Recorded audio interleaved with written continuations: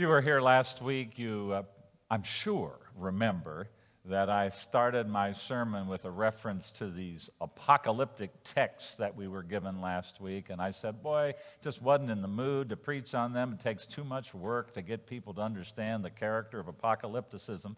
Well, this week, again, we get these apocalyptic texts. So I guess I can't run anymore. I'm going to have to give in. Going to have to do the hard work. So apocalypticism, here we go. Daniel and Revelation, here we come. Now you should know this. Generally, biblical apocalypticism was written during times of oppression and persecution. In the case of Daniel, the time was around 170 BCE, a period of Greek persecution of the people of Israel under the very ugly rule of a guy named Antiochus Epiphanes. Note his name, Epiphanes, an experience of God. I mean, this guy obviously took himself pretty seriously. And this guy, Antiochus, forbade the practice of Jewish religion. And what he did, what was especially awful, is that he had a pig sacrificed on the altar in the temple. And if you know anything about Jews, that's not good. That's not good. You don't want to have pork in the holiest of places. So that action, by the way, throughout history has been called the abomination of desolation. It doesn't get any worse than that. Well, today's reading from Daniel is a picture of the divine court that is sitting in judgment of this awful man. Hear this. The book of Daniel is not written about now. It's not written about China and Russia and Israel. No, the book of Daniel was written about then. And it was written about an awful man called Antiochus. In the vision we have today, we have a vision of God, and he's said to be on his throne.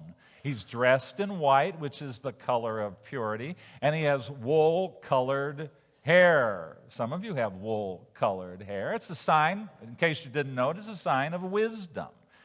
And he's got 1,000 thousands and 10,000 times 10,000 serving him. This is the jury. And they are helping him with the judgment that he's about ready to offer. Now, the part of the text that is left out in our reading for today that the folks who created the lectionary chose to leave out tells us what God's judgment is. His judgment includes the death of a horrible beast, one who is said to be an arrogant horn. Guess what? That's that awful guy named Antiochus. He's been miserable to the Jews, and the message Daniel is attempting to proclaim to his audience, a message that is typical for most apocalyptic literature in the Bible, is that God is on the side of those being oppressed. Antiochus won't be around forever.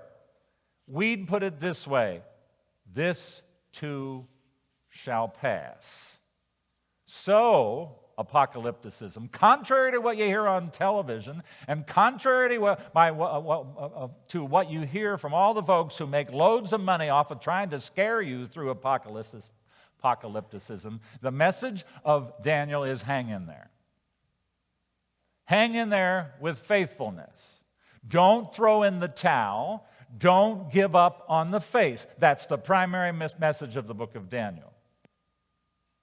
And I suspect in times like ours, that's a message worth our hearing. In light of a virus that just won't let go, we could easily, and trust me, I know this, we could easily give in to despair. This is never going to end. Feels that way. It does to me.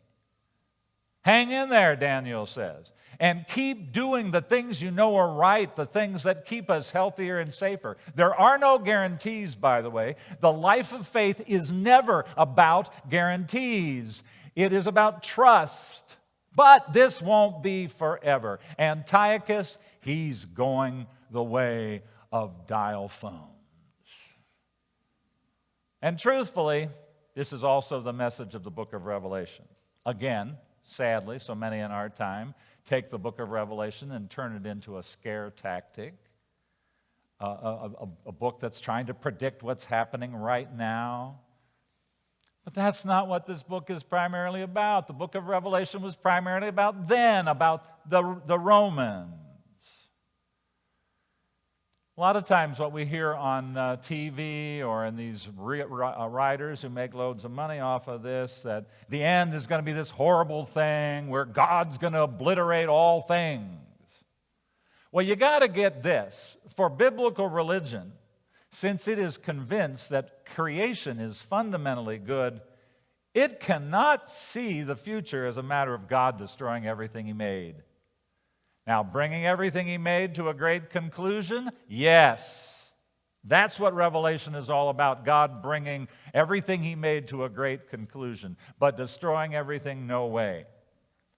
Revelation's primary concern is not scaring you. Its primary concern was, first of all, to reassure the people to whom it was written a couple centuries ago, and secondarily, to reassure us. The book of Revelation is addressing an audience that is living under the oppression of the Roman Empire, and persecution is the reality that this sometimes wild and crazy book is addressing. And frankly, the message sometimes is the same as the book of Daniel. Hang in there. Hang in there. This too shall pass. In what is a part of an extended introduction to the book, today's reading speaks of grace and peace, the best gifts that can be offered in the context of a horrible situation. And that those gifts are said to come from the one who is, and didn't Layla do a marvelous job in reading this? This is tough stuff to read.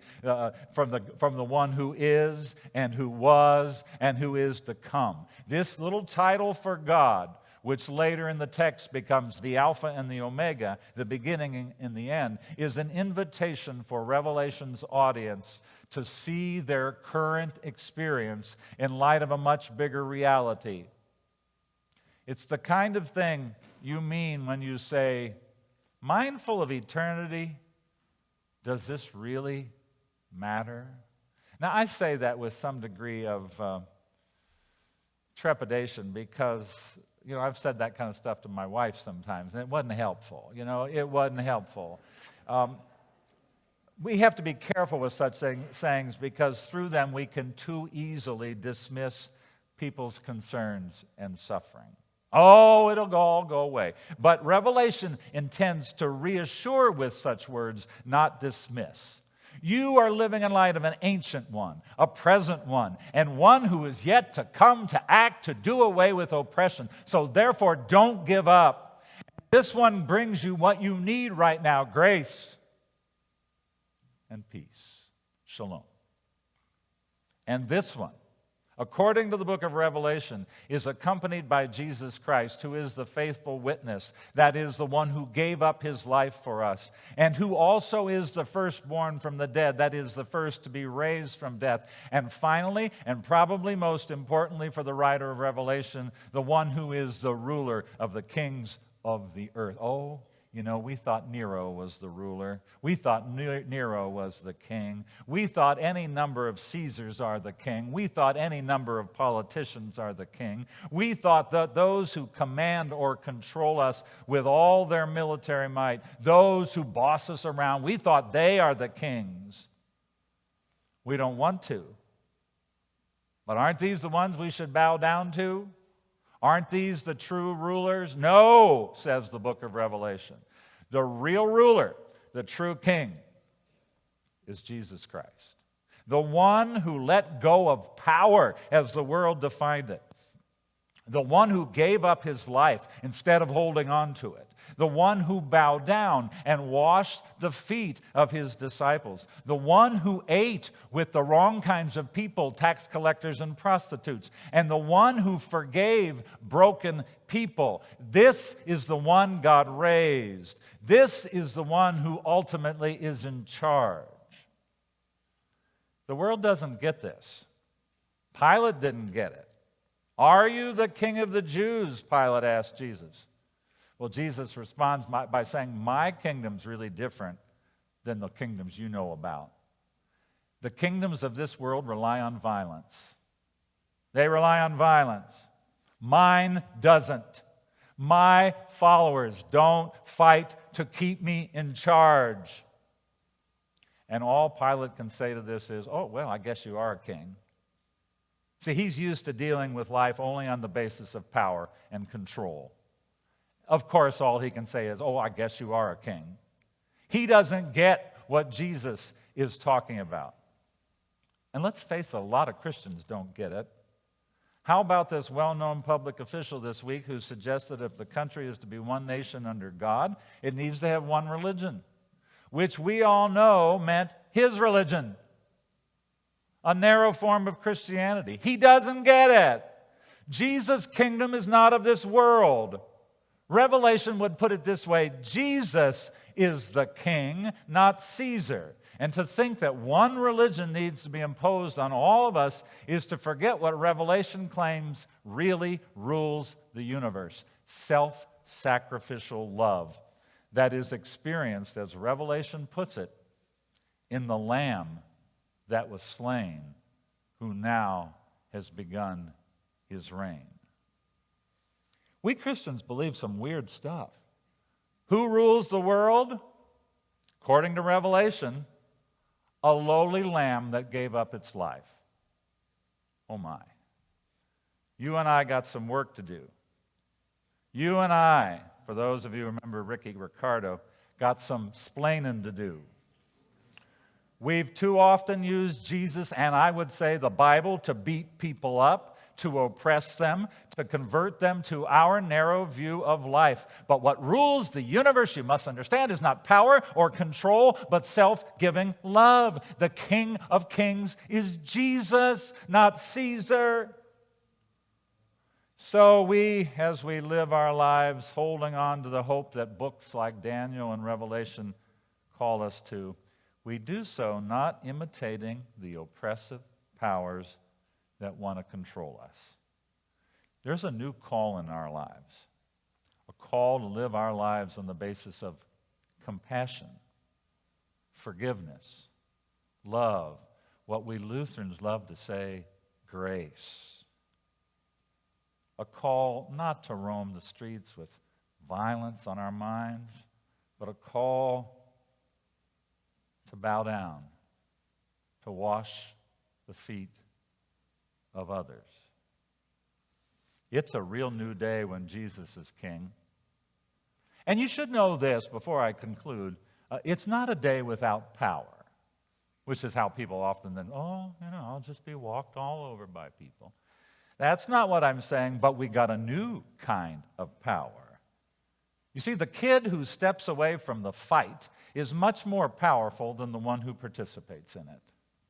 The man or the woman who chooses to not respond to angry and hateful words with angry and hateful words is much more powerful than the one who just gives in to whatever comes to their minds.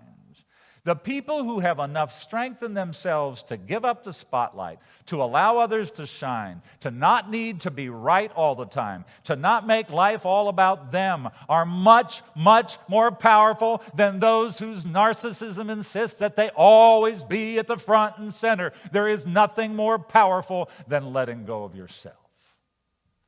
And there's nothing more powerful than letting go of your need to justify yourself. The message of biblical apocalypticism is really straightforward, very easy. Even though the books are hard, I get it. The message is this: hang in there. Don't give up. And in the case of the book of Revelation, don't give up trusting who really runs the universe. Not intimidating power, but power grounded in love. A love that is so strong that it is willing to let go for the sake of others. He may think so, but Caesar, he's not really king. Jesus is. Amen.